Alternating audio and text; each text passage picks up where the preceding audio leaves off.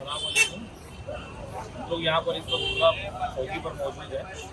कुछ दिन पहले मुंबई कुर्ला पर हॉकर्स का झगड़ा हुआ था। उस झगड़े के विवाद के बीच में ग्रेट सोना नामी एक व्यक्ति आकर यहाँ पर हिंदू मुस्लिम करने की कोशिश कर रहे थे।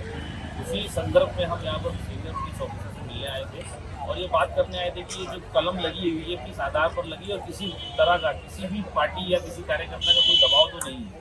इस दबाव के संदर्भ से हम बात करने आए थे और सीनियर ने हमें अच्छी जानकारी दी और आश्वासन दिया है कि जो भी कदम उठाए जाएंगे वो संविधान के हिसाब से उठाए जाएंगे। अस्सलाम वालेकुम। यहाँ पर आज कुर्ला पुलिस चौकी में कुर्ला पुलिस थाने है। यहाँ पर जनाब सबर आलम साहब जो मुंबई के युवा के अध्यक्ष है, ऑल इंडिया मजलिस इत्तेहादुल मुस्लिमीन के, इनके नेतृत्व में एक शिष्टमंडल एक डेलीगेट आया।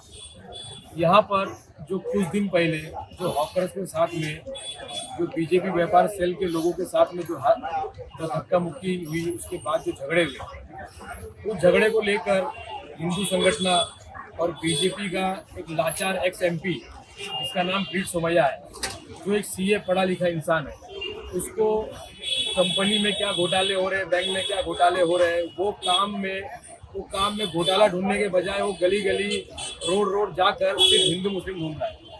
तो प्रीत सोमैया को हमको ये बात बताना है कि जो हॉकर्स के लफड़े हुए थे, वो हॉकर्स के लफड़े में इसमें एक कलम लगी जिसको बीएनएस में 109 कहा जाता है और जो आईपीसी में 307 है। तो वो कलम को उसमें मतलब कि ऐड किया गया है।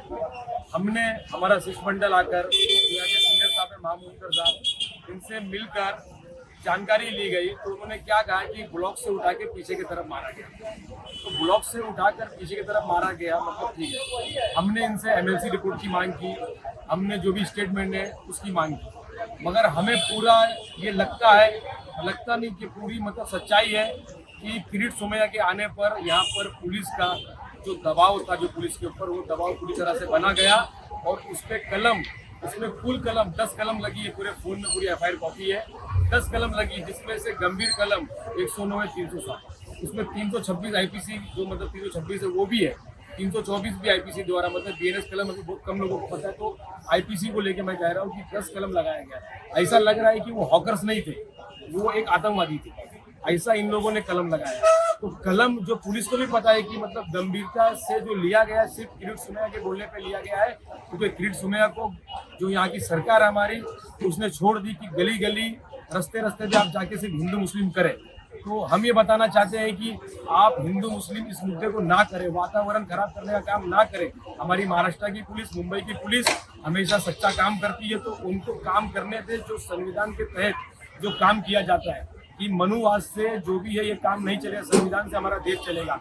तो हम ये चाहते हैं कि इसके ऊपर जो भी है कलम में गिरावट किया जाए, क्योंकि 307 का ये मैटर नहीं है। मगर हमको आश्वासन दिया गया है कि आने वाली जो फाइनल रिपोर्ट मेडिकल की होगी उसके तहत हम लोग कलम में गिरावट करेंगे। हो सकता है 307 कलम निकले, हमें ये आश्वासन दिया गया है। तो हम यहाँ पर सेटिस्फाई होकर हम बाहर निकल कर लोगों को बताना चाहते हैं कि मतलब ये जो गंभीर मामला जो हुआ था, इसको सिर्फ धर्म का रंग देने का काम प्रीत सोमैया उसने किया है।